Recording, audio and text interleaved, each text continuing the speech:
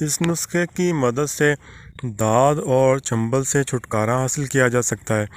ना सिर्फ छुटकारा, इन दोनों के जो जिल्द पर निशान होते हैं वो भी बिल्कुल ख़त्म हो जाते हैं।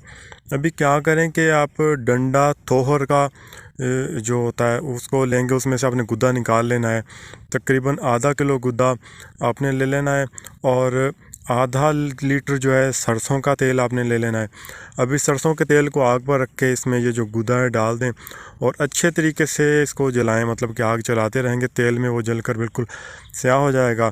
फिर इसी में इसको जब वो उसमें जल जाए तो आप इसको आग से उतार लें और इसको अच्छे तरीके से घोट कर यकजान कर लें।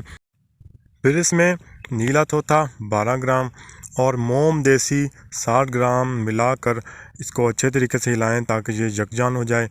ये एक मरहम बन जाएगा।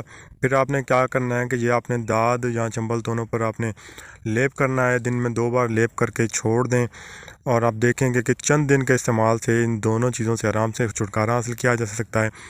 यहाँ पर एक और अक्सर गाँव वगैरह में ये चीज़ इस्तेमाल की जाती है जिनको ये ददरी होती है, दाद जो होता है, उसके लिए सिंपल सी चीज़ है। जब सुबह को उठा जाता है तो अपना ही थूक थोड़ा सा उसके ऊपर, आपकी जो दाद उसके ऊपर लेप किया जाता है, जिसकी मदद से सिर्फ 3 दिन में जो आपका दाद होता है वो ख़त्म हो जाता है। सिर्फ ये जो सिर्फ दाद के लिए इस्तेमाल किया जाता है और दाद से आप छुटकारा हासिल कर सकते हैं।